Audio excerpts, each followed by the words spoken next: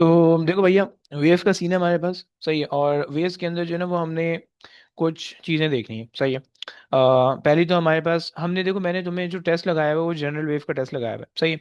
सो मैं अभी कोशिश ही कर रहा हूँ कि मैं जो है ना, पहले तो जनरल वेव पूरी कंप्लीट करवा दूँ, अगर आगे तक चाहता है तो आगे भी ले जाएंगे, सही है। अच्छा, जनरल वेव के अंदर तुम्हें पता होना चाहिए कि पांच टॉपिक आते हैं, सही है। जनरल वेव के अंदर सबसे पहली जो चीज़ आती है, normal basic concept of the wave आता है, सही है। उसके बाद जो है तुम्हारे पास सीआरओ आता है, और इलेक्ट्रोमैग्नेटिक वेव आता है, और फिर डॉपलर इफेक्ट आता है। चार चीज़ें आती हैं, सही है। अच्छा जी, मेरे पास कुछ नोट्स बने हुए हैं, इसके अंदर कुछ मुझे अमेंडमेंट करनी पड़ेंगी, सही है, लेकिन इसी से फिलहाल काम चलाते हैं, सही। देखो, वेव्स का सीन है, वेव्स की डेफिनेशन हम ये कहते हैं कि waves is a transfer of energy without the transferring of medium में matter, right. So basically wave के अंदर दो चीज़ होने वाली हैं, एक होने वाली एनर्जी और एक होने वाला मीडियम, सही है। अच्छा, मैं तेज जा रहा हूँ, सही है। सो प्लीज़ 2x पे वीडियो चल रही होगी मेरी, सही है। तो अगर तो कोई चीज़ समझने में मसला हो तो तुम मुझे मैसेज कर देना, बोलना मत, सही है। मैसेज कर देना, मैं जैसे ही अपना कॉन्टेक्ट कंप्लीट करूंगा फिर मैं तुम्हें जवाब दे दूंगा, सही हो गया। सो वेव्स के अंदर जो है हमारे पास एनर्जी आती है और हमारे पास मीडियम आता है, राइट।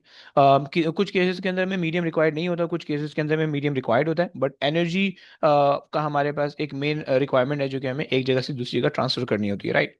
अच्छा, फिर अगर हम वेव को कैटेगराइज करें, तो अगर हम एनर्जी के रिस्पेक्ट से वेव को कैटेगराइज करें तो एक कैटेगरी बनेगी, अगर मीडियम के रिस्पेक्ट से वेव को कैटेगराइज करें तो दूसरी कैटेगरी बनेगी, राइट। सो फर्स्ट कैटेगरी जो कि एनर्जी के हिसाब से, उसके अंदर हमारे पास प्रोग्रेसिव वेव होती है और स्टेशनरी वेव होती है, राइट। प्रोग्रेसिव वेव की डेफिनेशन, मैंने डेफिनेशन जो टर्मिनोलॉजीज लिखी हुई हैं उनकी डेफिनेशन ऑल्दो नहीं लिखी हुई है, सही, मैं डेफिनेशन बोलता जाऊंगा, ओके।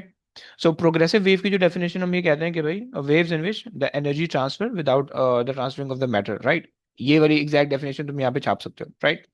और स्टेशनरी वेव के अंदर हम ये होता है कि waves in which energy oscillates as well as the medium, right. एनर्जी भी आगे पीछे जाती है, मीडियम ऊपर नीचे जाता है, राइट, या मीडियम भी आगे पीछे होता है, सही हो गया। सो एनर्जी के रिस्पेक्ट से तुम्हारे पास दो कैटेगरी है, प्रोग्रेसिव वेव की, स्टेशनरी वेव की, राइट। और मीडियम के रिस्पेक्ट से तुम्हारे पास तीन कैटेगरी है, मैकेनिकल वेव, इलेक्ट्रोमैग्नेटिक वेव और मैटर वेव, राइट। और जो आपके पास जो है ना मैकेनिकल वेव है, सही है, उसकी फर्दर पे कैटेगरी बनती है इलेक्ट्रोमैग्नेटिक वेव, तुम्हें पता है इलेक्ट्रोमैग्नेटिक स्पेक्ट्रम आएगा, और मैटर वेव अभी हमारे सिलेबस में नहीं, A2 के अंदर आएगी, तो हम वहां पे उसको डिस्कस करेंगे, राइट। अच्छा जी, फिर अगर हम, अब देखो, चूंकि वेव दो चीजों का नाम है, एनर्जी और मीडियम, राइट, तो हम एनर्जी में से हम पकड़ लेते हैं प्रोग्रेसिव वेव की, प्रोग्रेसिव वेव या प्रोग्रेसिव एनर्जी को, और मीडियम के अंदर से हम पकड़ लेते हैं मैकेनिकल वाला, सही है। सो प्रोग्रेसिव वेव के अंदर अगर हमारे पास विद मीडियम है, तो लेट्स से हम मैकेनिकल वेव ले रहे थे, सही, और विदाउट मीडियम है तो हमारे पास इलेक्ट्रोमैग्नेटिक वेव हो जाएगी, राइट। अच्छा जी, मैकेनिकल वेव के अंदर जो है वो ट्रांसवर्स वेव होती है, लॉन्गिट्यूडनल वेव होती है, तो मैं डायरेक्ट जो है ना, प्रोग्रेसिव वेव की दो टाइप अगर बताऊं, ट्रांसवर्सल और लॉन्गिट्यूडनल, तो भी काम हो जाएगा, ओके। अच्छा जी, ट्रांसवर्स वेव के अंदर हम ये कहते हैं कि भाई, wave in which particle oscillate perpendicular to the direction of energy transfer, बस तुम्हें इतना पता होना चाहिए, काफी नंबर मिल जाएगा, सही है। अच्छा जी, वो कभी कभार जो है ना क्वेश्चन के अंदर ये पूछता है कि with reference to the energy propagation या energy transfer, right. So you have to consider this thing कि direction of the energy transfer तुम्हारे अंदर होना चाहिए, तुम्हारे आंसर के अंदर होना चाहिए, ओके, सही हो गया। अच्छा जी, उसके बाद हम दूसरी ये चीज कहते हैं कि जो वो होता है हमारे पास, क्या बोलते हैं, पार्टिकल लॉन्गिट्यूडनल वेव होता है, उसके अंदर जो है वो ऑसिलेशन पैरेलल होती है, दैट्स इट, सही हो गया, ये बात हो गई हमारे पास। अच्छा जी, कुछ एग्जाम्पल लिखनी है, तुम्हें एग्जाम्पल पता होनी चाहिए। अच्छा, इलेक्ट्रोमैग्नेटिक वेव के अंदर तुम्हें इलेक्ट्रोमैग्नेटिक स्पेक्ट्रम भाई याद होना चाहिए, सही, इलेक्ट्रोमैग्नेटिक स्पेक्ट्रम तुम्हें याद होना चाहिए, तुम्हारी जिंदगी सुकून में आ जाएगी, सही। तुम्हें वेव, तुम्हें पहले तो ये पता होना चाहिए कि भाई वो स्टार्ट होता है, सही, अगर तुम जल्दी जल्दी याद कर लो, सही है, स्टार्ट होता है कि भाई गामा रे से, सही है, गामा रे, राइट। फिर उसके बाद एक्स रे, सही है। फिर उसके बाद अल्ट्रा वायलेट, अल्ट्रा वायलेट, अबे मिट जाए यार, सही है। फिर उसके बाद विजिबल स्पेक्ट्रम आया था, विजिबल, सही है। फिर उसके बाद जो है इंफ्रारेड, सही है, इंफ्रारेड, सही है। फिर उसके बाद जो है माइक्रोवेव और रेडियो वेव, माइक्रोवेव और रेडियो वेव, भाई देखो, इसको आसान तरीका है याद करने का, मेरे पास है इसके एमसीक्यू के कुछ क्वेश्चन है, राइट, तकरीबन 30-35 होंगे, राइट। तुम उन क्वेश्चन को सामने खोलो, और मेरे पास एक चार्ट है कि जिसके अंदर ना इनकी सारी वेवलेंथ की वैल्यूज लिखी हुई, राइट, तुम उनको सामने रखो, तुम देख देख के 15-20 क्वेश्चन, ये सारे क्वेश्चन देख देख के कर लो, तुम्हें याद हो जाएगा खुद ही बखुद, भाई, सही। देखो, माइक्रोवेव और तुम्हारे पास आ गया रेडियो वेव, रेडियो वेव्स, देखो इसके अंदर ना सबसे आसान तरीका है कि तुम किसी भी एक चीज को पकड़ के चल लो, राइट। या तो तुम एनर्जी को लेके याद कर लो, या तो तुम जो है सॉरी तुम फ्रीक्वेंसी को लेके याद कर लो, या तो तुम जो वेवलेंथ को लेके याद कर लो। लेकिन बेटर ये है कि वेवलेंथ को लेके अगर हम याद कर लें तो हमारी जिंदगी सुकून में रह जाएगी, राइट। सो आ जाओ, मैं तुम्हें ना इनकी वेवलेंथ बता देता हूँ, सही। अगर तुम्हें याद हो जाती है अभी तो वेल एंड गुड, नहीं याद होती तो तुम जो है वो इस तरह से प्रैक्टिस करके क्वेश्चन के थ्रू याद कर सकते हो, राइट। सही है।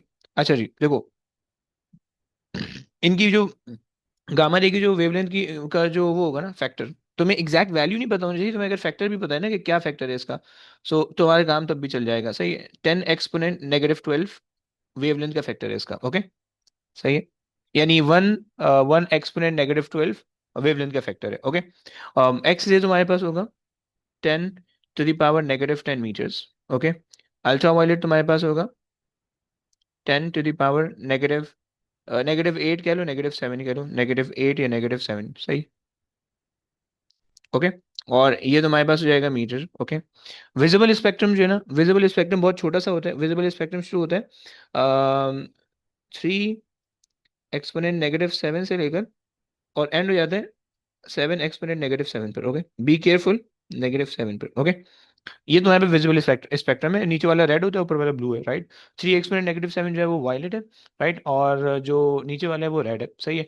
वायलेट से ऊपर अल्ट्रा वायलेट आएगा, वायलेट से नीचे रेड से नीचे इंफ्रारेड आएगा। सिंपल सा common sense, right. Visible spectrum जहाँ पे भी मिलेगा, सो विजिबल के एक तरफ अल्ट्रा वायलेट होगा, एक तरफ इंफ्रारेड होगा, क्योंकि विजिबल जहाँ से स्टार्ट होता है वो रेड है, रेड से पहले इंफ्रारेड, रेड के बाद, और अल्ट्रा वायलेट से पहले अल्ट्रा वायलेट, राइट। अल्ट्रा तुम्हें पता है ज्यादा को कहते हैं, इंफ्रा तुम्हें पता है कम को कहते हैं, और ये फ्रीक्वेंसी की टर्म से लिखा हुआ है, ओके। जो वायलेट की फ्रीक्वेंसी है उससे ज्यादा फ्रीक्वेंसी होती है अल्ट्रा वायलेट की, तो इस वजह से हम उसको अल्ट्रा वायलेट कहते हैं। और जो रेड की फ्रीक्वेंसी है उससे कम फ्रीक्वेंसी होती है इंफ्रारेड की, तो इस वजह से हम उसको इंफ्रारेड कहते हैं, राइट। और इसकी जो वेवलेंथ है वो हमारे पास है 10 एक्सपोनेंट -5 या -6, राइट। ये जो है सेंटीमीटर के अंदर होता है, 10 एक्सपोनेंट -2, ये जो है किलोमीटर के अंदर होता है, ये मीटर के अंदर होता है, राइट। सो 10 एक्सपोनेंट, या तुम ये कह सकते हो कि भाई ग्रेटर देन 10 एक्सपोनेंट 1, ओके। इससे ज्यादा आगे जाएगा, सही हो गया। ये तुम्हारे पास सिंपल फैक्टर है, तुम्हें पता होना चाहिए। बेसिक सा अगर रूल याद रखना है ना, हर किसी के अंदर जो है हजार, तकरीबन हजार हजार का डिफरेंस आ रहा होता है इन तीन के अंदर। पहले दो के अंदर हजार का है, सही है। फिर 100 का है, फिर उसके बाद जो है तकरीबन 10 का है, सही है। फिर उसके बाद 100 का, 1000 का, और फिर 1000, 10,000 का, ऐसे ले लो, सही है। डिफरेंस किस तरह से चल रहा है, 1000, 100, 10, सही है। फिर उसके बाद दोबारा से यहाँ से तुम्हारे पास आ जाएगा 100, देन 1000, देन 10,000 ले लो, तुम्हारी मर्जी है, दो जो भी चल जाएगा, राइट। ये तुम्हारे पास हो गया gamma ray electromagnetic spectrum, right. मैंने इसकी आगे चल के कोई बात नहीं करनी है, तुम्हें बस इतना पता होना चाहिए कि इसको सॉल्व करने के लिए तुम्हें एक इक्वेशन चाहिए भाई, V = F लैम्डा, राइट। इससे इसका सारा काम हो जाएगा, राइट। तुम्हें अगर वेवलेंथ तुमने याद कर रखी है, वेलोसिटी तुम्हें पता है, तुम फ्रीक्वेंसी ऑफ कोई भी वेव की फ्रीक्वेंसी निकाल सकते हो अपने आप ही, राइट। चलो ये बात हो गई। इलेक्ट्रोमैग्नेटिक वेव हमने यहाँ पे देख लिया, मैकेनिकल वेव की दोनों चीजें मैंने तुम्हें यहाँ बता दी है, ओके। अच्छा, वेव्स के अंदर जो है ना, वेव्स के चैप्टर के अंदर अगर तुम कर रहे हो, तुम्हें टर्मिनोलॉजीज पता होनी चाहिए, राइट।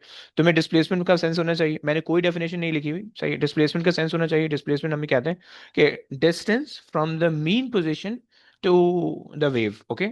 ये डिस्प्लेसमेंट का सेंस है, राइट। मैं डेफिनेशन बता रहा हूँ अपने पास, ये तो लिख लो, या फिर जो भी करना है कर लो। अगर मैं रिकॉर्ड भी कर रहा हूँ, मैं यूट्यूब पे अपलोड कर दूंगा, राइट। सो डिस्प्लेसमेंट में हम ये कहते हैं, दो दफा मैं रिपीट कर दूंगा, फिर उसके बाद आगे चले जाऊंगा, राइट। डिस्प्लेसमेंट में हम ये कहते हैं कि distance from the mean position to the wave, right. ये हमारे पास होता है। एम्पलीट्यूड के अंदर हम ये कहते हैं displacement, it is the maximum displacement from the mean position to the wave in any direction, right. ये तो अपवर्ड होगा या डाउनवर्ड, क्योंकि एम्पलीट्यूड वेक्टर क्वांटिटी है, राइट। सो ये क्या हो गया आप, कि डिस्प्लेसमेंट या maximum displacement of a particle from the mean position to its trough या क्रस्ट, इस तरह से भी कह सकते हो, राइट। इंटेंसिटीज के बाद हमारे पास आ रहा है, intensity is basically power per unit area, okay. अच्छा जी, इन तीनों का, इन दोनों का, एम्पलीट्यूड और इंटेंसिटी का तुम्हें रिलेशन आना चाहिए, राइट। मैंने ऑल द रिलेशन नीचे लिखा हुआ है, मैं यहाँ पे भी लिख देता हूँ, सही है। Intensity is directly proportional to square of amplitude, एक चीज, सही। दूसरी चीज तुम्हारे पास आ जाएगा कि अगर तुम दो वेव्स को एक साथ रिलेट कर रहे हो, so I1/I2 is equals to A1 square over A2 square, right. This is when you have two waves, और तुम उन दो वेव्स को जो है ना यूज कर रहे होगे, राइट। उन दो वेव को रिलेट कर रहे होगे आपस में, सही हो गया। अच्छा जनाब, उसके बाद तुम्हारे पास है टाइम पीरियड। टाइम पीरियड तुम क्या दो, time required by one, time required for one complete oscillation, okay. Time required for one complete oscillation, okay. Frequency में तुम ये कह दो कि it is a number of oscillation per unit time. पर सेकंड मत लिखना प्लीज, नंबर घटेगा। So number of oscillation per unit time, number of vibration per unit time. Okay. And तुम ये वेवलेंथ के अंदर तुम ये कहते हो कि भाई distance of one oscillation, distance of one repetition, distance of between the to particle moving in phase, right. ये तुम कह सकते हो, सही है। डिस्टेंस ऑफ वन ऑसिलेशन, या डिस्टेंस ऑफ वन वाइब्रेशन, या distance between the two particles moving in phase. Okay. Wave speed की कोई डेफिनेशन नहीं है, बट तुम्हें इसकी फॉर्मूले की डेरिवेशन आनी चाहिए, right. Speed is equal to distance upon time से हम इसको स्टार्ट करते हैं। डिस्टेंस की जगह पे हम लैम्डा ले लेते हैं, राइट, लैम्डा। और टाइम की जगह पे हम फ्रीक्वेंसी ले लेते हैं, सही है। टाइम की जगह पे हम ले लेते हैं 1/f, 1/f, राइट। और हम जब इसको सब्स्टिट्यूट करते हैं तो v equals to lambda and then 1/f, right. So you will get v equals to f lambda. Okay. ये डेरिवेशन तुम्हें आने चाहिए, अक्सर एक दो नंबर में आई हुई होती है। ओके। उसके बाद हमारे पास आता है, अच्छा ये सारी टर्मिनोलॉजी सी वन वेव को लेके, एक वेव अगर हमारे पास होती है तो उससे रिलेटेड, राइट। फिर उसके बाद हमारे पास आती है कोहेरेंसी। कोहेरेंसी के अंदर हम कहते हैं कि constant phase difference between the two waves. Okay. Constant phase difference between the two waves. Okay. And phase difference और पार्ट डिफरेंस की ऑल्दो कोई डेफिनेशन हम मैंने नहीं देखी अभी तक, यानी क्वेश्चन सीआईस के अंदर। बट फेज डिफरेंस के अंदर तुम ये कह सकते हो कि इट इज द लीड और lag between the two particles, okay, in a wave, yeah, between the two wave, तुम ये कहोगे कि it is the lead, lead, right, it is the lead or the lag between the two particles or two wave, right, बस ये तुम्हारे पास हो जाएगा, right। अच्छा जी, और पाथ डिफरेंस जो है वो difference in distance between the two particles या टू वेव्स, राइट। अच्छा, डिफरेंट पाथ डिफरेंस तुम कहोगे कि difference in distance between the to particle और टू वेव्स, राइट। अच्छा जी।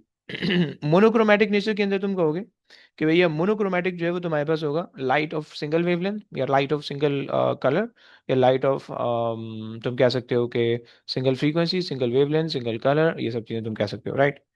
उसके बाद तुम्हारे पास है डिफ्रैक्शन, सही। डिफ्रैक्शन के अंदर तुम कहोगे कि तुम्हारे पास जो है spreading of light after passing through the slit, okay, या after passing around the edge, सही है, या अराउंड द अपर्चर, राइट। तो ये सब चीजें तुम कह सकते हो, राइट। स्प्रेडिंग ऑफ वेव, अच्छा कुछ लोग लिखते हैं कि spreading of wave after passing through the obstacle, obstacle से पास थ्रू कैसे हो रही है वो, राइट। ऑब्स्टिकल लिख रहे हो, so after passing around the obstacle लिखोगे, या एज लिख रहे हो तो after passing around the edge लिखोगे, right. And spread into geometrical shadow अगर लिखना चाहो तो लिख लो, राइट। तो जो डेफिनेशन है, spreading of wave after passing through the slit, that's it, right. आज भी आगे चलो। अच्छा जी, ये तो तुम्हारे पास हो गया एक वेव से रिलेटेड दो। अगर अच्छा वेव की जो प्रॉपर्टीज होती हैं जो तुम्हें आनी चाहिए, वो तुम्हारे पास यहाँ पे जो है ना, सुपर पोजिशन की एक प्रॉपर्टी होगी, राइट, वो हम देखेंगे। इंटरफेरेंस, रिफ्लेक्शन, रिफ्रैक्शन नहीं है, टोटल ये सब नहीं है, पोलराइजेशन है, राइट। हम हमारे सिलेबस में ये तीन चीजें, राइट। ये बेसिकली जिसको मैं पढ़ा रहा था, जिस बच्चे को, वो एक ही का बच्चा था, सही। सो उसके सिलेबस में कुछ चीजें और भी थी। सो वो हमने कंसिडर नहीं करनी, हम उसको इग्नोर कर देते हैं, सही है। ये दो और ये तीन चीजें, सही है। बाकी डिफ्रैक्शन, मोनोक्रोमैटिक नेचर, ये सब मैं ऊपर बता चुका हूँ, ओके। अच्छा, और हमारे इस सिलेबस के अंदर जो है ना दो एक्सपेरिमेंट है, यंग डबल स्लिट एक्सपेरिमेंट और डिफ्रैक्शन ग्रेटिंग एक्सपेरिमेंट, राइट। सही हो गया। यहाँ तक हमारे पास वेव से रिलेटेड कहानी है जो कि प्रोग्रेसिव वेव है, राइट। और फिर यहाँ से आगे स्टेशनरी वेव की कहानी शुरू होती है, बट स्टेशनरी वेव पे जाने से पहले प्रोग्रेसिव वेव के अंदर दो चीजें और हैं, उनको मैं बता देता हूँ, सही है। आ जाओ जरा। अम, भाई यहाँ तक समझ में आ रहा है? किसी को कोई प्रॉब्लम तो नहीं? प्लीज बोलो बच्चों, जरा हाँ ना बोलो प्लीज। हम्म। समझ आ रहा है। समझ में आ रहा है, ओके भाई। सबको आ रहा है, चलो एक सेकंड दे दो जरा, मुझे कॉपी पेस्ट करने दो। Uncle Newton, physics, physics, boom boom boom boom boom, और नीचे और नीचे और नीचे। अच्छा जी, सीआरओ देखना, गो थ्रू करना एक दफे में सीआरओ को, सही है। सीआरओ ये रहा, ओके। आ जाओ भाई, एक सेकंड दे दो बस, मैं जरा इसको कॉपी पेस्ट कर दूं अपनी जगह पे। कॉपी एंड, यार ये पता नहीं हो पाएगा या नहीं आएगा। सही है, सीआरओ मेरे पास आ गया, कहाँ पे पेस्ट करना है मुझे? रील, आ जाओ भाई। उप्स भाई साहब, ओके जी। आ जाओ। अब देखो सीआरओ का सीन ये है। आ रहा है भाई, लेवल में आ रहा है।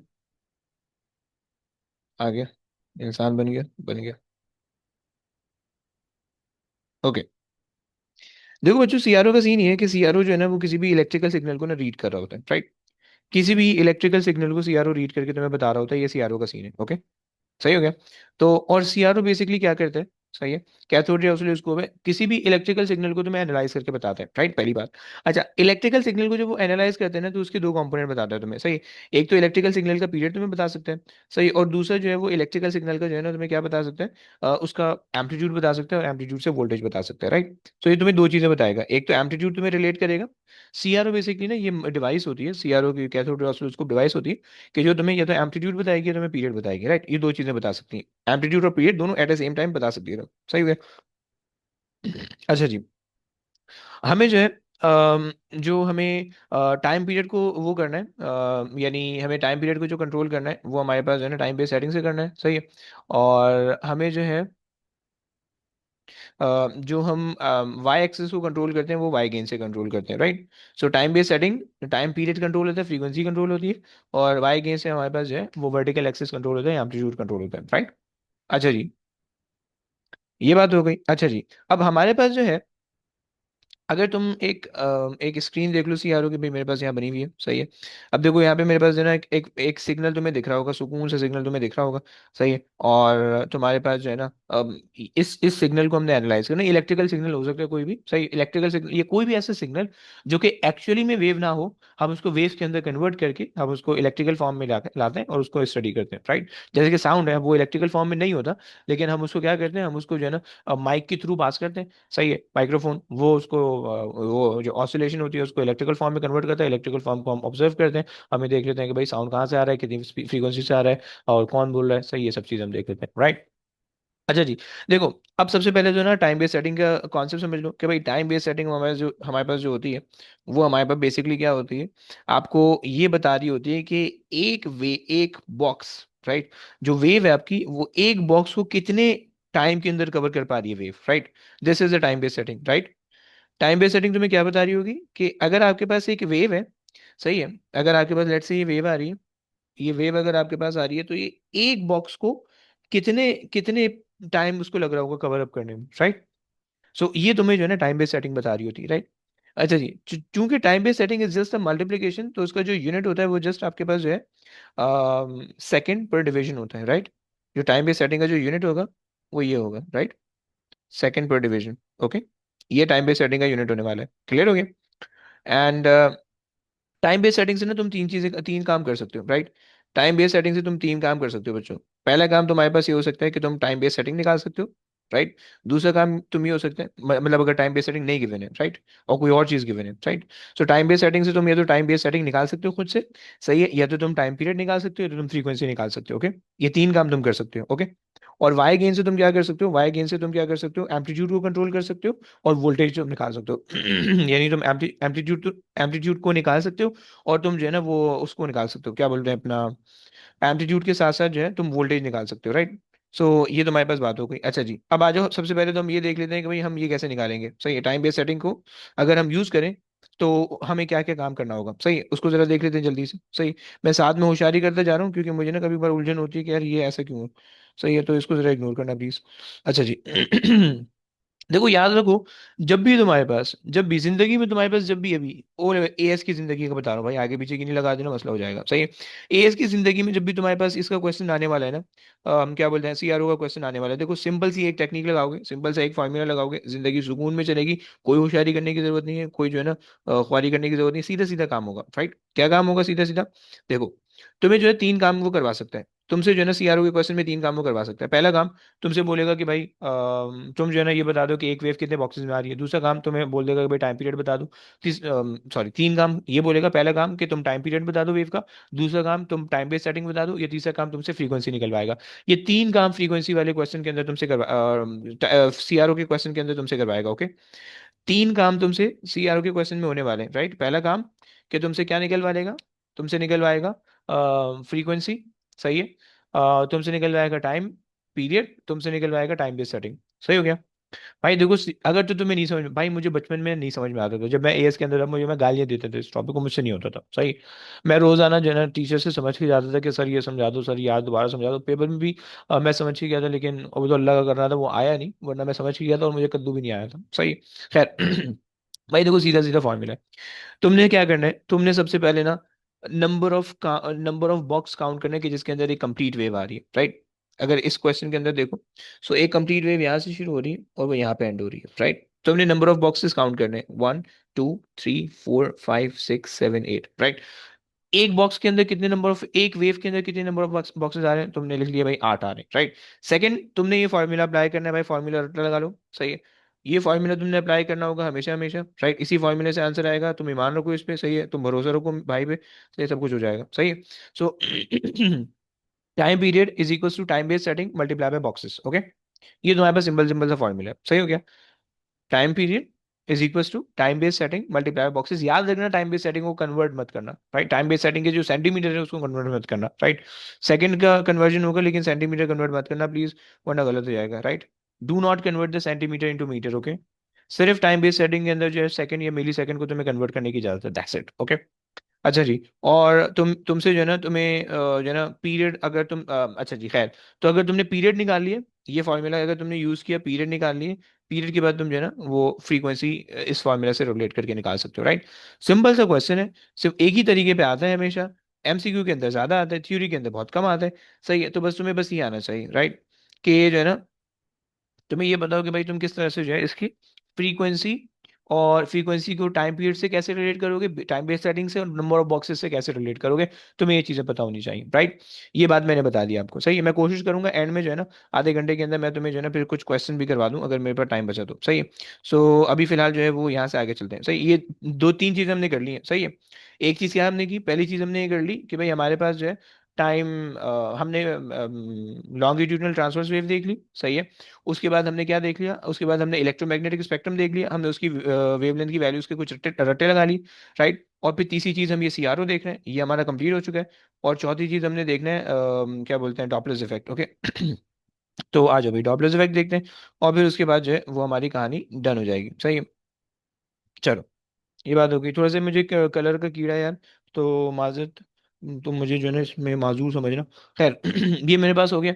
अब आ जाओ उसके अंदर डॉपलर्स इफेक्ट के अंदर आ जाओ बच्चों, यहाँ पे इसमें कोई मसला है, इसके अंदर कोई मसला है भाई। मैंने एंड में जाके क्वेश्चन करवाना, देखो तुम्हें अभी जो है ना ये चीज तुम्हें पता होनी चाहिए बस। तुम्हें जो चीज अभी याद रखनी है ना, देखो तुम इसका स्क्रीनशॉट ले लो, ये इसको अपने पास रख लो, मैं क्वेश्चन के अंदर लेके जाऊंगा, यही तीन चीजें मैं तुम्हें दिखा रहा हूँ, राइट। ये तुम्हारे पास ये होना चाहिए, राइट। सही है। इसी तरह से जब तुम ऊपर आ रहे हो, सही है, इसके अंदर इलेक्ट्रोमैग्नेटिक स्पेक्ट्रम के अंदर तुम्हें ये पता होना चाहिए, दैट्स इट, इससे जिंदगी तुम्हारी निकल जाएगी, सही हो गया। और ये जो नॉर्मल प्रोग्रेसिव वेव है इसके अंदर सिर्फ V equals to F lambda, simple simple सा कॉन्सेप्ट होगा, वो हो जाएगा तुमसे, राइट। अच्छा जी, आ जाओ। इसके बाद तुम्हारे पास है डॉपलर्स इफेक्ट। मुझे जरा डॉपलर्स इफेक्ट चोरी करने दो, उसके बाद तुम्हें सिखा देते हैं डॉपलर्स इफेक्ट। अबे यार, ये आ गया है, सही है जनाब। आ जाओ भाई। अच्छा जी, तुमसे जो है source is moving relative to the station observer, okay.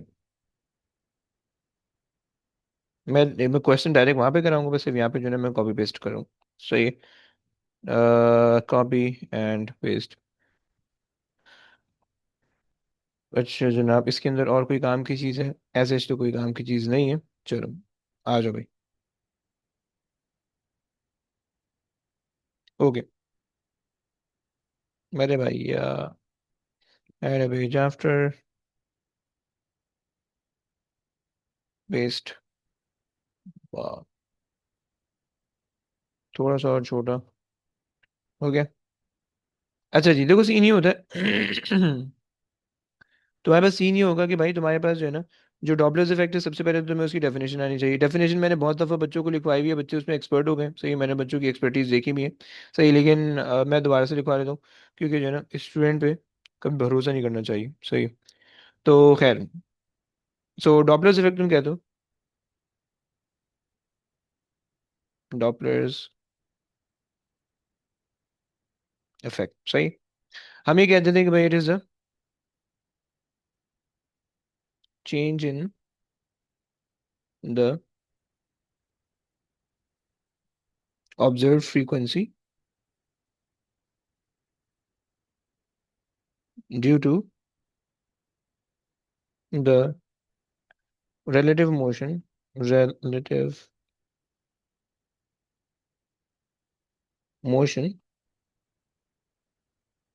of source and observer, source and observer। सही हो गया? ये हम कहते हैं, देखो इस डेफिनेशन के अंदर ना दो चीजें इंपॉर्टेंट है, राइट? तुमने ऑब्जर्व फ्रीक्वेंसी का वर्ड लिखना है, सिर्फ फ्रीक्वेंसी मत लिखाना, गलत हो जाएगा, राइट? ऑब्जर्व फ्रीक्वेंसी होना चाहिए और रिलेटिव मोशन होना चाहिए, राइट? मोशन एब्सोल्यूट मोशन नहीं होता, रिलेटिव मोशन होता है। ये दो चीजें तुम लिखोगे तुम्हें नंबर मिल जाएगा, ओके? तुम्हारे पास ये सिंपल सा फॉर्मूला हो गया, सही है? अच्छा, हमारे सिलेबस के अंदर जो है ना सिर्फ सोर्स मूव करती है, ऑब्जर्वर मूव नहीं करता, सही है? सो हम जो है ना इस डेफिनेशन को इस तरह से कर लेते हैं, relative motion of source with respect to observer, with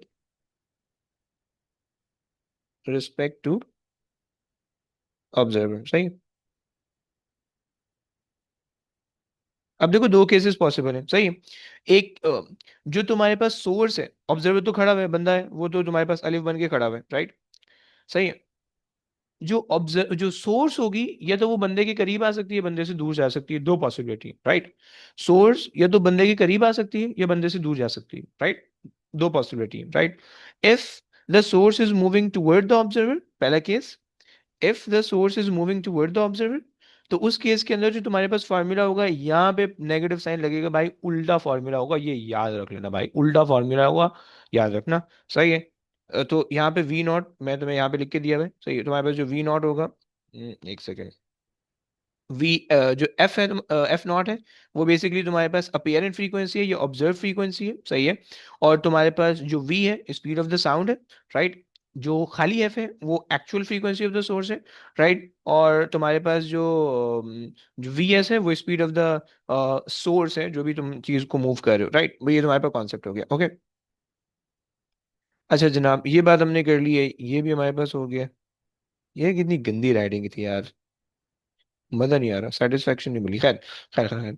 तो हमारे पास जो है ना ये कुछ हमने काम कर लिया, सही है? हमने क्या क्या कि भाई हमारे पास जो है दो केसेस होंगे डॉपलर इफेक्ट के अंदर, सही है? जो चेंज इन फ्रीक्वेंसी है वो दो तरह से पॉसिबल है, या तो सोर्स ऑब्जर्वर स्टेशनरी ऑब्जर्वर के करीब जा रही होगी, या सोर्स स्टेशनरी ऑब्जर्वर से दूर जा रही होगी। सबसे पहले तुमने क्वेश्चन के अंदर से ये रीड करके सेंस बनाना है कि सोर्स कहाँ को जा रही है, ऑब्जर्वर से करीब जा रही है, दूर जा रही है, राइट? अगर तो ऑब्जर्वर से करीब जा रही होगी तो तुमने फॉर्मूला के अंदर नेगेटिव साइन लगाना है, दूर जा रही होगी तो फॉर्मूला के अंदर पॉजिटिव साइन लगाना है। मैंने जो चीजें थी फॉर्मूला के अंदर जो यूज हुई थी, मैंने तुम्हें यहाँ पे लिख दिया, ओके? अच्छा जी। अगर तुम्हारे पास जो है ना सोर्स सिर्फ मूव कर रही है कांस्टेंट स्पीड से, राइट? अगर तो सोर्स जो है वो तुम्हारे पास कांस्टेंट स्पीड से मूव कर रही है, राइट? सो तुम्हारे पास जो ग्राफ है ना, अगर हम उसको ग्राफ पे शो करना चाहें, तो ग्राफ तुम्हारे पास इस तरह से बनेगा, राइट? उसको तुम इस तरह से बना सकते हो, ओके? और अगर तो सोर्स जो है एक्सेलरेट कर रही है, तो वो तुम्हारे पास ग्राफ इस तरह से बन रहा होगा, राइट? सही हो गया? देखो, अच्छा अब इससे पहले ना एक चीज जरा याद रखो, एक चीज जरा ध्यान में रखो, सुन रहे हो ना भाई, सुन रहे हो? हाँ ना बोलो प्लीज। एक चीज याद रखो, देखो बच्चों, सीन ये कि तुम्हारे पास अगर तो सोर्स ऑब्जर्वर के करीब आएगी, तो जो फ्रीक्वेंसी तुम्हें मिलेगी ना, ऑब्जर्व फ्रीक्वेंसी होगी, that will always be greater than the actual frequency. भाई क्या समझो? if the source is moving toward the observer, right? If the source is moving toward the observer, then the frequency heard by the observer will always be greater than the actual frequency, okay? So तुम ये कहोगे कि observed frequency will always be greater than the actual frequency, okay? Observed frequency will always be greater than the frequency of the source, okay? सही हो गया। कभी कभार question के अंदर वो अंग्रेजी में नहीं लिख के देता तुम्हें कि भाई ऑब्जर्वर के करीब आ रहा है या ऑब्जर्वर से दूर जा रहा है, जो सोर्स है वो करीब आ रही है दूर जा रही है, बल्कि they will mention the values, okay, and you have to figure out whether it is moving toward the observer और away from the observer, right. So तुम्हें ये खुद देखना होता है, ओके। एंड सिमिलरली अगर तो source is moving away from the observer होगा, तो उसके अंदर जो है ना तुम्हारे पास observe frequency will be smaller than the actual frequency, okay. बच्चों समझ में आ रहा है भाई, आना बोलो प्लीज। राइट, ये तुम्हारे पास कॉन्सेप्ट हो गया। अरे मालिक इतना बड़ा अंगूठा कैसे दे रहा है। अच्छा जी, ओके ओके बच्चों, बढ़िया, वेरी गुड। चलो सही हो गया, यहाँ तक हमने ये चीजें देख ली हैं, सही है। ये चार चीजें हमने कर ली हैं, सही है। अच्छा जी, कितना टाइम हो रहा है? 10 बजने लगे हैं, सही है। मेरे ख्याल से ओवरफ्लो हो रहा है, ये एक ये स्टेशनरी वेव वार्निंग डाले, क्या कहते हो? ओवरफ्लो हो जाएगा ये स्टेशनरी वेव वार्निंग डाले? मुझे अभी वो करना है वरना क्वेश्चन करवा रहे हैं। बताओ क्वेश्चन कर लें या स्टेशनरी वेव कर लें, क्या करते हो? क्वेश्चंस कर लेता। क्वेश्चंस कर लेते हैं, सही है, चलो। अच्छा, मैं इसके जो क्वेश्चन करवाने वाला हूँ वो मैं एमसीक्यू करवाने वाला हूँ, सही यहाँ पे, क्योंकि एमसीक्यू छोटे छोटे होंगे जो जल्दी जल्दी निपट जाएंगे, राइट, और एग्जैक्टली सेम टाइप के थ्योरी वाले क्वेश्चन आते हैं, राइट। सो आ जाओ, तुम्हें एमसीक्यू दिखा देते हैं। आओ भाई आओ। जी जी सर। जी भाई, ओके भाई, ओके। सो तुमसे कह रहे हैं कि a sound wave is displayed on the screen of the cathode ray oscilloscope. The time base setting of the CRO is set to 2.5 millisecond per centimetre. तुम्हें सेंटीमीटर को कन्वर्ट नहीं करना होता, तुम्हारा ईमान होना चाहिए, इस पे याद रखना, सही हो गया। What is the frequency? देखो तीन फॉर्मूला तुमने लिखने हैं। पहले तुमने नंबर ऑफ बॉक्सेस काउंट करने हैं, दूसरा तुम्हें पता है कि time period is equal to time base setting multiply by boxes, right. और तीसरी चीज तुम्हारे पास है, अबे यार बॉक्सेस, तीसरी चीज तुम्हारे पास है फ्रीक्वेंसी इज इक्वल टू 1/टाइम पीरियड, राइट। तीन फॉर्मूला एग्जैक्ट इसी तरह से लगाओगे काम हो जाएगा, राइट। एक वेव हो रही है यहाँ पे तक, 1 2 3 4, चार बॉक्सेस आ रहे हैं, बॉक्सेस हमारे पास है चार, राइट। सो टाइम पीरियड हम कैसे निकालेंगे? टाइम बेस सेटिंग हमारे पास है 2.5 मिली सेकंड, 2.5 मिली को कन्वर्ट कर लेना भाई, एक्सपोनेंट -3, राइट। और बॉक्सेस तुम्हारे पास है चार, मल्टीप्लाई बाय 4, सही है। 2.5 × 4 10 आ जाएगा, सही है। सो टाइम पीरियड तुम्हारे पास आ गया 10 एक्सपोनेंट -3, राइट। इसको अब तुम फ्रीक्वेंसी के अंदर रख लो, सो फ्रीक्वेंसी का फॉर्मूला तुमने लगाया 1/10 एक्सपोनेंट -3, 100 आ रहा होगा, राइट। चलो भाई देखो, एक होती है वेव, एक होती है पल्स, राइट। वेव जो होती है वो पॉजिटिव और नेगेटिव दोनों के अंदर होगी, राइट। मगर पल्स जो होगी ना, वो सिर्फ और सिर्फ पॉजिटिव के अंदर होगी, राइट। और एक पल्स जो होती है वो एक पीक से शुरू होती है और दूसरे पीक पे खत्म होती है, राइट। अब वो पीक कैसे भी हो, पल्स जो होती है मतलब ऐसी भी पल्स हो सकती है, मतलब एक पीक ऐसी हो, सही है। अबे, और दूसरी पीक जो है वो ऐसी हो, right. This can also be considered as pulse, right. और फिर जो है ना फिर अगेन एक पीक आगे आ जाए बड़ी सी, राइट। और फिर आगे and so on, right. So pulse कैसे भी चल सकती है, राइट। तुम उसके पैटर्न को देख के ऑब्जर्व करोगे, राइट। यहाँ पे तुम्हें एक पल्स दी हुई है, राइट। और वो जो है 4.5 सेंटीमीटर लॉन्ग है, राइट। और तुम्हें कैथोड रे ऑसिलोस्कोप की टाइम बेस सेटिंग दी हुई है 6 मिली सेकंड की, राइट। अब यहाँ पे बॉक्सेस का थोड़ा कॉन्सेप्ट नहीं है, बट यहाँ पे इन्होंने पल्स दिया, what is the time interval between the two pulses, right. So तुम्हारे पास क्या है भाई, 6 मिली सेकेंड का तुम्हारे पास वो है पर सेंटीमीटर है, and you have 4.5 centimetre. So 6 exponent -3, सही, इंटू 4.5 कर दो, राइट। सेंटीमीटर को कन्वर्ट मत करना भाई, क्योंकि वहां पर सेंटीमीटर, यहाँ सेंटीमीटर को खुद बहुत कैंसिल आउट हो जाएगा, राइट। एंड यहाँ से तुम्हारे पास आ जाएगा टाइम पीरियड, राइट। सो टाइम पीरियड तुम्हारे पास कितना आ रहा है भाई, 6 चौक 24, एंड 6 पंजे 30 27, 27, सही है, 27 मिली सेकेंड, राइट। ये आ गया, चलो आगे आ जाओ। आ जाओ भाई। तुम जो है इस क्वेश्चन के अंदर ये थोड़ा सा ना अजीब सा क्वेश्चन होता है, सही है। तुमने इस क्वेश्चन के अंदर क्या किया? The following trace is shown on the CRO screen of the cathode ray oscilloscope, okay. The setting on the time base setting is then change from 10 millisecond per centimetre to 20 millisecond per centimetre, okay, and the Y sensitivity is unaltered, right. Y sensitivity तुम्हें क्या करता है, या Y gain तुम्हें क्या करता है, amplitude को चेंज करता है, राइट। और जो टाइम बेस सेटिंग है वो तुम्हारे पास एक्स एक्सिस को चेंज करती है, राइट। सो वाई एक्सिस चेंज नहीं हुआ, इसका मतलब है अगर तुम्हारी वेव इतनी है तो वो आंसर के अंदर भी इतनी होनी चाहिए, राइट। सो ए ऑप्शन और डी ऑप्शन तो इस स्टेट पे गलत हो गया, राइट। अब तुमसे कह रहा है कि भाई तुम्हारे पास जो है ना 10 मिली सेकेंड से 20 मिली सेकेंड की तुमने जो है ना वो टाइम बेस सेटिंग कर दी है, राइट। सो अगर तो तुम टाइम बेस सेटिंग बढ़ाते हो ना, तो उससे ये होगा कि तुम ज्यादा नंबर ऑफ वेव्स देख सकते हो, right? You are zooming out. जब तुम जूम आउट करते हो तो तुम्हारे पास ज्यादा व्यू होते हैं, right? So if you increase the time based setting, right, so you can view more. If you decrease the time based setting, you can you'll decrease you'll view less. Okay, so ये तुम लिख लो, increase the time based setting uh, shows more waves. Okay, and जब vice versa हो जाएगा जब तुम decrease करोगे, right? So तुम्हारे पास सी हो गया। चलो भाई आ जाओ। सर मुझे अच्छा, ऊपर वाला क्वेश्चन नहीं समझ आया। ये सेकंड वाला वाला। सेकंड बोले इसके तो, ऊपर। ये वाला जी। देखो, उसने कहा हुआ है कि 1 सेंटीमीटर के लिए जो तुम्हें टाइम है वो है 6 मिली सेकेंड, ऐसे ही ना? इफ यू हैव 4.5 सेंटीमीटर्स तो उसके लिए टाइम कितना लगेगा? समझ लो। सो हमने क्रॉस मल्टीप्लाई किया, सही है। जब हमने क्रॉस मल्टीप्लाई किया वी गॉट 27, सही है। और वो यही पूछ रहा था क्योंकि this 4.5 is the length between the two pulses, right? और वो यही पूछ रहा था कि हमने पल्सेस के जो लेंथ थी हमने उसको टाइम के अंदर कन्वर्ट कर लिया। आप समझ पा रहे हो? लेंथ को टाइम में लेंथ, कन्वर्ट कर। हाँ मतलब लेंथ को बेसिकली उन्होंने टाइम पे, सॉरी, टाइम को उन्होंने लेंथ पे स्केल करके दिया हुआ था आपको, राइट? उन्होंने कहा था कि भाई एक जो उन्होंने हमें कहा हुआ था कि भाई 1 सेंटीमीटर जो है वो 6 मिली सेकंड के बराबर है, राइट? उन्होंने हमें ये कहा हुआ है, सही है। तो अगर हमारे पास 2 सेंटीमीटर होगा तो किसके बराबर होगा? 12 मिली सेकंड के, राइट? 3 सेंटीमीटर होगा तो वो 18 मिली सेकंड के। 4 सेंटीमीटर होगा तो 24 मिली सेकंड के। 5 सेंटीमीटर होगा 30 मिली सेकंड के। हेडिंग समझ में आ रहा जी। है? वही कॉन्सेप्ट है, सही। आ जाओ।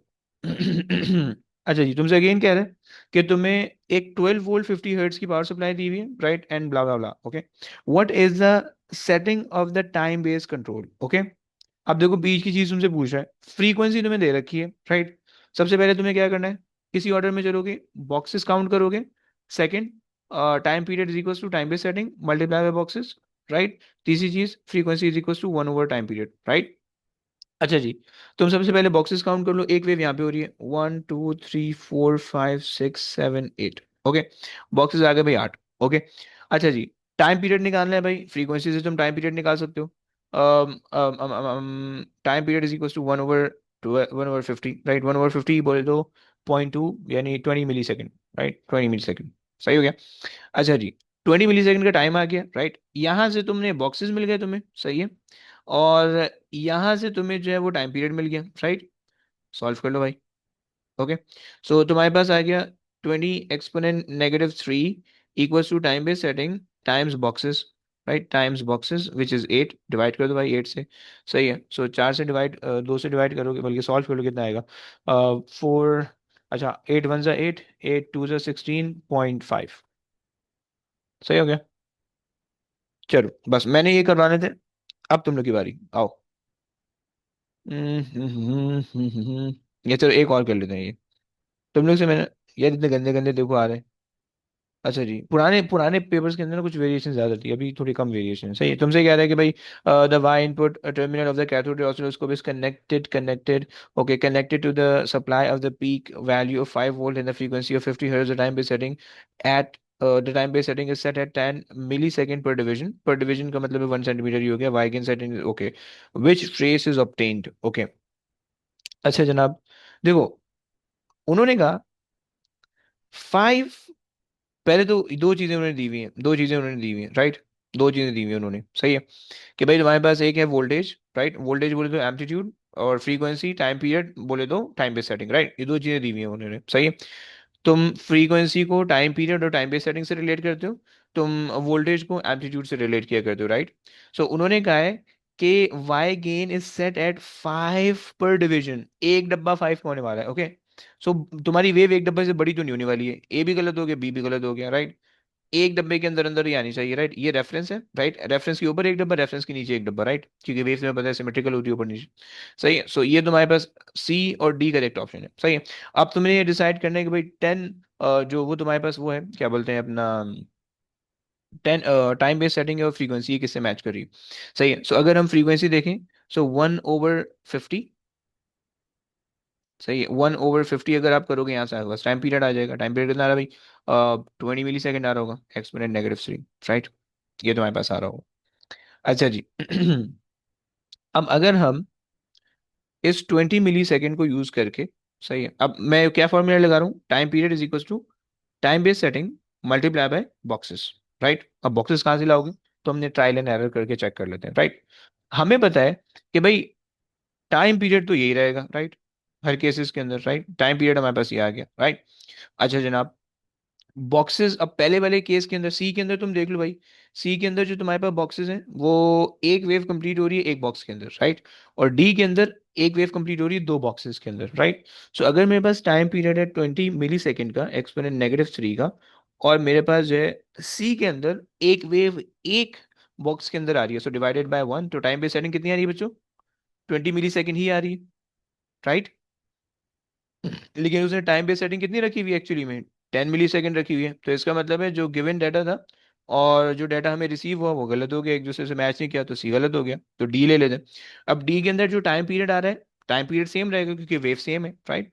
सो हमने लिया 20 एक्सपोनेंट -3 मिली सेकेंड के अंदर आ गया इज इक्वल्स टू, अब इसके अंदर जो टाइम बेस सेटिंग है हमने वो निकालनी है, राइट। जो नंबर ऑफ बॉक्सेस हैं वो कितने हैं, 1 और 2, राइट। सो 2 बॉक्सेस हैं, ये आ गया।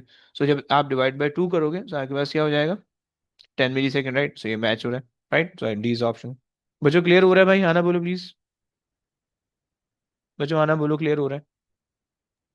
जी हो रहा है। ओके भैया। अल्लाह अकबर। यार मैं आसान आसान से क्वेश्चन करवाना चाह रहा हूँ। ओके भैया, आज कौन करेगा, इब्तिसाम बेटा रीड कर ले, गंदे गंदे इमोजी भेज रहे हैं, रीड कर ले भाई। The diagram shows a trace of a wave on a cathode ray oscilloscope. The vertical and horizontal grid line have a spacing of 1 centimeter. The voltage scaling is 4 volt per centimeter and the time scale is 5 millisecond per centimeter. What are the amplitudes and the period of the wave? Perfect हो गया भाई, सबसे पहले तो देखो इसका reference line बना लिया करो, सही, इसके अंदर रेफरेंस लाइन नहीं होती, रेफरेंस बना लिया करो, सही। बन गया भाई। अच्छा जी, देखो बदतमीजी की है उन्होंने, थोड़ी सी बदतमीजी की है उन्होंने, सही, फ्री हो रहे हैं थोड़ा सा आपके साथ, सही। अच्छा जी, पहले क्या करें, एप्टीट्यूड कर लें या टाइम फ्रीक्वेंसी निकालने, क्या बोलते हैं भाई। Amplitude. एप्टीट्यूड निकाल लेते हैं, ओके। एक डब्बा तो पूरा आ रहा है, दूसरा डब्बा आधा आ रहा है, सही है। So one one box is 4, right, and half box will be 2, right. So total कितना हो जाएगा, 6 हो जाना चाहिए, राइट। सी बन रहा है भाई, एक ही ऑप्शन है, समझ रहे हैं ना। अच्छा, और अगर तुम टाइम बेस सेटिंग निकाल रहे हो या टाइम पीरियड निकाल लो, तो तुम उसके लिए क्या कर लोगे, तुम्हें एक वेव दिख रही है यहाँ तक कंप्लीट हो रही है, 1 2 3 4, सही है, तो हमारे पास यहाँ पे कंप्लीट हो रही है, ओके। और तुम्हारे पास जो है ना एक डब्बा जो है वो 5 मिली सेकंड का है, राइट। सो तुमने कहा कि भाई बॉक्सेस के अंदर तुम्हारे पास आ गए 4, सही है। Time period is equal to time base setting times boxes, right. So तुम्हारे पास आ गया time base setting 5 millisecond का, एक्सपोनेंट -3 कर दो, राइट, इन टू बॉक्सेस तुम्हारे पास आ रहे हैं 4, जो 4 पंजे 20, एक्सपोनेंट -3, सो 20 एक्सपोनेंट, ये 20 एक्सपोनेंट -3 क्योंकि मिली सेकंड के अंदर है, सो सी हो गया। चलो भाई आगे आ जाओ, ये मैं पल्स पल्स का नहीं करवा रहा, सही है। आ जाओ भाई, ये रीड कर लो भाई, जैनब रीड कर लोगी please. Cathode ray oscilloscope displays square wave as shown in the diagram. The time base setting 0.2 millisecond per division. What is the frequency of the square wave? Okay bro, तीन काम करने हैं, boxes count करने हैं, time period is equal to time base setting multiply by boxes, ये formula apply करना है, तीसरा काम तुम्हें क्या करना होगा, फ्रीक्वेंसी इज इक्वल टू 1/टाइम पीरियड, राइट। अच्छा जी, देखो एक वेव यहाँ से शुरू होगी, ये यहाँ पे कंप्लीट हो जाएगी, राइट। अबे यार क्या बन गया, ये शुरू होगी ये कंप्लीट हो जाएगी, राइट। सो यहाँ तक आप बॉक्सेस गिन लो कितने, 1 2 3 4 5 6, 6 बॉक्सेस आ गए, राइट, बॉक्सेस आ गए 6, सही हो गया। इन्होंने आपको कहा हुआ है टाइम बेस सेटिंग भी इन्होंने दी हुई है, सही है। फॉर्मूला लगा देते हैं, so time period is equal to time base setting which is 0.2 exponent -3, right, into boxes, boxes हमारे पास हैं 6, सही है। सो 6 दूनी 12, 0.12, 1.2 एक्सपोनेंट -3, राइट, ये आ गया टाइम पीरियड। और इसको आप डिवाइड कर दो, सो फ्रीक्वेंसी आ जाएगी, so frequency is equal to 1/1.2 exponent -3, कितना आता है।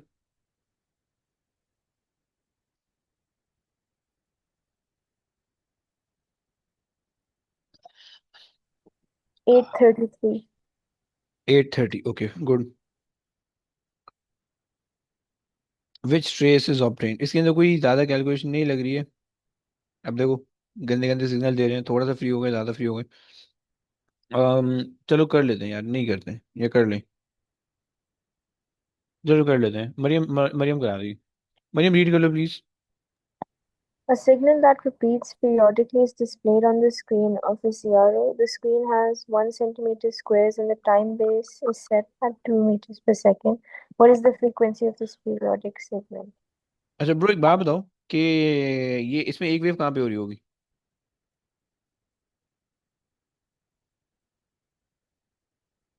हाँ जी।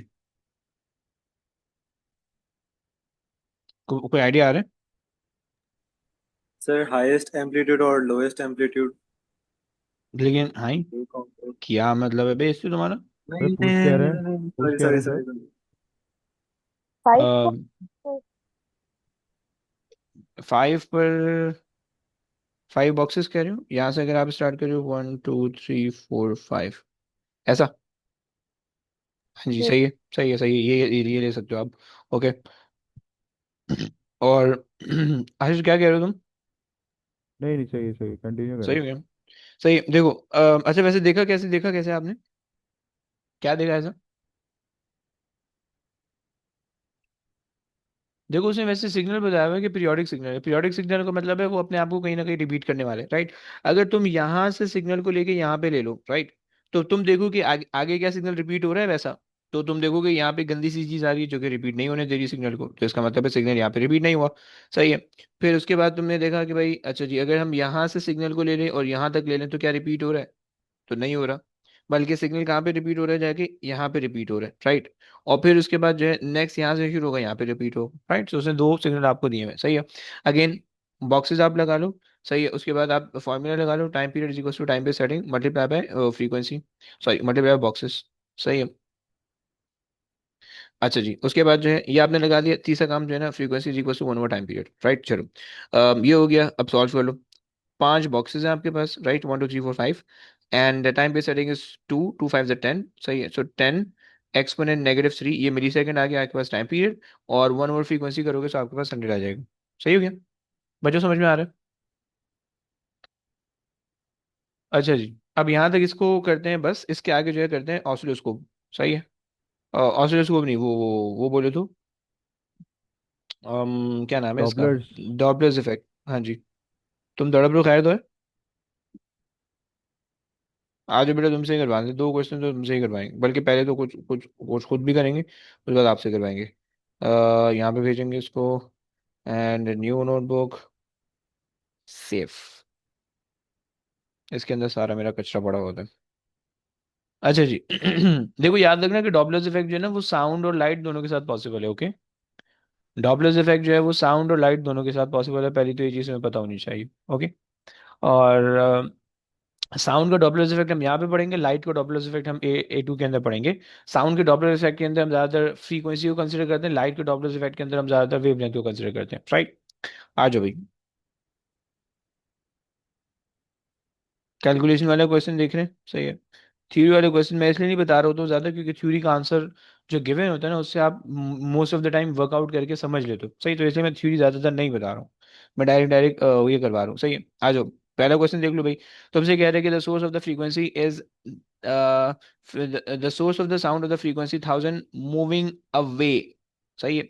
अब एक फॉर्मूला के अंदर नीचे आता है plus, okay, from the stationary observer at the speed of this much, okay, the speed of the sound is this much, okay, what is the frequency heard by the observer? F naught is equals to V over V minus नहीं plus VS, सही है, और F, सही हो गया। तो तुम्हारे पास 330, right, into 1000 divided by 330 plus 30, right. भाई निकाल दो कितना आंसर आता है यार। यार मुझे चाहिए होगा कोई रॉजर कैलकुलेटर अपने पास।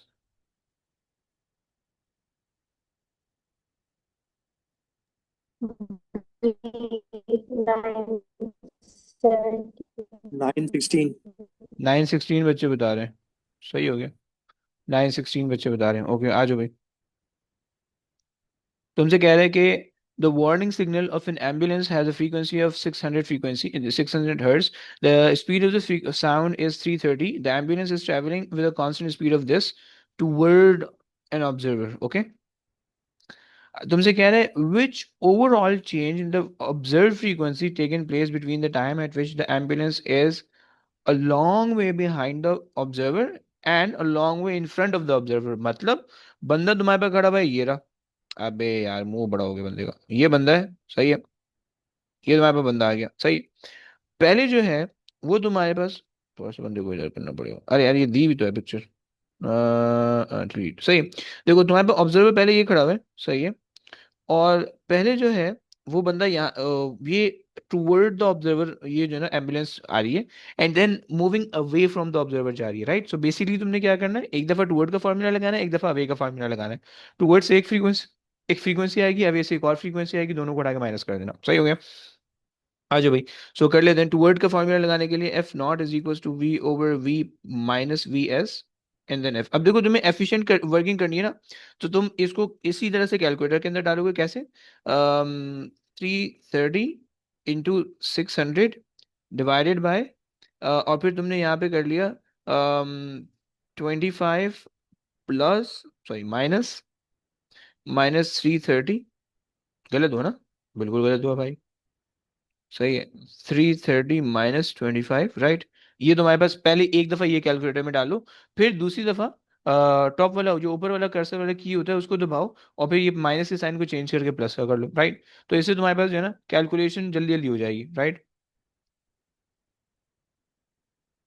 -25, सो पहली वैल्यू आ रही है मेरे पास 649, 649, और दूसरी वाली अगर मैं माइनस के साइन को हटा के प्लस का साइन कर दूं, तो यहाँ से मेरे पास आ रही है 557, राइट। दोनों को माइनस कर देते हैं 649 में से, सो 91 के आसपास आ रही, राइट। चलो, दो क्वेश्चन मैंने करा दिए, तीसरा कोई करेगा? हाशिर रीड कर लेगा भाई। The car traveling in a straight line at a speed of 30 meter per second passes near a stationary observer while sounding its horn. The true frequency of sound from the horn is 400 Hz. The speed of sound in air is 336 meter per second. What is the change in frequency of the sound heard by the observer as the car passes? Okay, अब देखो as a car पास वही ऊपर वाला काम करना है, exact ditto ऊपर वाला काम करना है, समझिए ना। दो फार्मूला लगेंगे, सही है। एक दफा टूवर्ड का, एक दफा वे का, सही हो गया।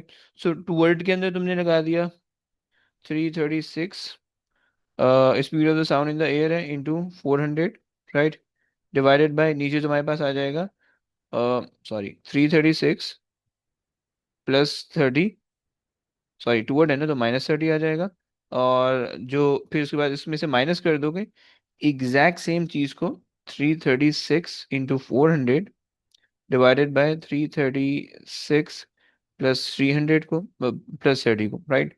सॉल्व कर लो भाई, आंसर कुछ आ जाएगा। आ रहा है भाई?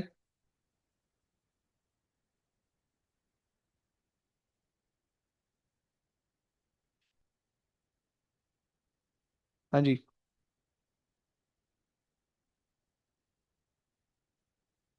अबे जल्दी बोल। नहीं नहीं, बच्चे बताने को तैयार ही नहीं। खैर छोड़ो। अच्छा जी, आगे चलो भाई, आगे कोई रीड कर लो। एग्जाम बैठा है, एग्जाम रीड कर लेगा भाई। An ambulance travel along a straight road at a speed of 30 meter per second. अच्छा एक Its सेकंड, silent. एक सेकंड ब्रो, एक सेकंड, एक सेकंड। वही सेम चीज है, उसने कहा टूवर्ड्स का निकाल दो और अवे का निकाल दो, राइट। दोनों चीजें तुमसे यूज करा रहे हैं। एक सेकंड, तो मुश्किल क्वेश्चन लेंगे तो हम अभी एक्सपर्ट हो गए हो। सही है, ऑब्जर्वर। नहीं नहीं, ये कर लो भाई, ये कर लो, ये कर लो, ये कर लो तुम। A jet aircraft travel at a speed of 0.8 V, where V is the speed of sound. The aircraft approaches a stationary observer. The frequency of sound emitted by the aircraft is 100 Hz. Which frequency does the observer hear? Okay भाई, तुम ये बताओ कि भाई toward toward वाली कहानी है या अवे वाली कहानी है? तुम्हें क्वेश्चन पढ़ के क्या पता चल रहा है? Words है ना? टूवर्ड्स है भाई, फॉर्मूला के अंदर नीचे प्लस आता है माइनस आएगा। Towards में अरे ओरिजिनल अरे मैं लगा डिनोमिनेटर दूंगा। माइनस होगा, माइनस होगा माइनस। Very good. अच्छा जी, सही हो गया। अच्छा, इन्होंने हमें वी कहा हुआ है, तो हम वी की फॉर्म में ही कर लेते हैं, वी -0.8 वी, सही है। और फ्रीक्वेंसी हमारे पास आ रही है 100, राइट। सिंप्लीफाई कर लो भाई, V over 0.2 V, okay, into 100। Maths आनी चाहिए सारे मैथ्स वाले, ओके। सो 1/0.2 इंटू 100, 500 बनता है भाई। आ जाओ भाई, आगे आ जाओ। ये भी रीड कर लो भाई, क्या नाम है तुम्हारा? इस्लाम। 24। हाँ जी। 24 कहाँ अबे से? अबे ये चल, ये वाला ऊपर वाला। पुलिस का वाला। हम्म। A police car has a two-tone siren emitting sound of frequencies of 700 Hz and 1000 Hz. A police car is traveling at a speed of 40 meter per second towards a stationary observer. The speed of sound in the air is 340 meter per second. What is the difference between the two frequencies of the sound that is heard by the observer? अच्छा जी, भाई क्या करेंगे? दोनों की वो निकालेंगे frequency और फिर माइनस कर देंगे। ओके। अच्छा, वैसे सबसे पहले इन्होंने कहा toward the stationary observer, right? तो फॉर्मूला के अंदर नीचे क्या आएगा डिनोमिनेटर के अंदर? माइनस। माइनस आ जाएगा, बढ़िया। So V over V minus V S. सही है। इनटू पहले तुमने करना है 700 से ये काम, और फिर यही काम कर लोगे 1000 से। एक ऑप्शन तुम्हारे पास ये है। ये दूसरा काम ये कर लोगे भाई, इनका डिफरेंस निकाल लो, 300 का डिफरेंस आ रहा है, यहाँ पे 300 रख दो बस। सही, ऐसा भी कर सकते हो, राइट। एंड अब इसके अंदर वैल्यू फिलअप कर लो। सही है। 340, 340 सर फरमाए। सर अगर हम लोग कोई एक फ्रीक्वेंसी ले लें आंसर तो डिफरेंट नहीं आएगा ना? कोई एक फ्रीक्वेंसी नहीं पिक कर सकते, दोनों फ्रीक्वेंसी पिक करनी पड़ेगी। देखो उसने कहा कि what is the difference between the two frequencies. नहीं, मेरा मतलब है कि जो हम लोग 700 और 1000 के दरमियान अगर ले रहे हैं, अगर मैं 1000 भी ले लूं तब सेम आंसर नहीं आएगा दोनों साइड्स में, अगर 1000 ही ले रहा हूँ। अबे तो सब्ट्रैक्ट होके जीरो नहीं हो जाएगा? दोनों साइड्स पे जी 1000 ले लो, क्या मतलब? देखो ना, आपको ये करना है कि पहले एक फ्रीक्वेंसी के साथ टूवर्ड वाला फॉर्मूला लगाना है। सही है। और उससे कोई भी एक आंसर आ जाएगा, राइट। फिर उसके बाद दूसरी फ्रीक्वेंसी के साथ टूवर्ड वाला फार्मूला लगा के वही काम करना है, राइट। और फिर उन दोनों को माइनस करना है, समझ रहे हैं? यानी जैसे मैंने ये काम किया ना, तो पहले अब यहाँ पे आप ले लो 700, राइट। और इससे आपके पास एक आंसर आएगा, राइट। फिर दोबारा से इसी चीज को रिपीट करो, और फिर यहाँ पे अब आप ले लो 340 divided by 340 minus 40 into 1000, right. और फिर दोबारा से यही काम कर लो, फिर दोनों को सब्ट्रैक्ट कर लो। अगर दोनों दोनों 1000 लोगे, दोनों दोनों 700 लोगे, तो फिर वो जीरो आ जाएगा ना। समझ रहे? जी। बस ये कॉन्सेप्ट है। सो कितना मिला भाई?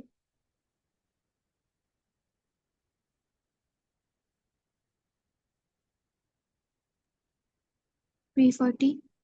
340 बन रहा है, वेरी गुड हो गया। चलो जी, आगे आ जाओ। अच्छा जी, कौन है हमारे पास? अच्छा रीड कर लो, अब रीड कर लो। कौन रीड कर लेगा? मरियम रीड कर लेगी। मरियम रीड कर लोगी प्लीज। 24. हाँ जी, ये वाला। A bat flies directly towards a fixed ultrasound detector at a speed of 25 meters per second, emitting pulses of ultrasound of frequency 40 kilohertz. The speed of sound in air is 330 meters per second. Which frequency does the ultrasound detector record?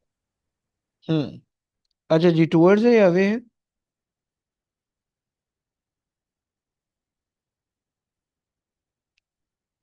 Towards सही, ये formula के अंदर क्या आएगा नीचे denominator के अंदर? minus. Very good. सही हो गया, अब सॉल्व कर लो आप। सही है। फ्रीक्वेंसी आपको दी हुई है 25 की, स्पीड है 330 divided by 330, and then plus 25, यार माइनस माइनस 25 इंटू आपके पास आ जाएगा 40K, राइट। सही है, निकाल दो भाई जितना भी आ रहा है।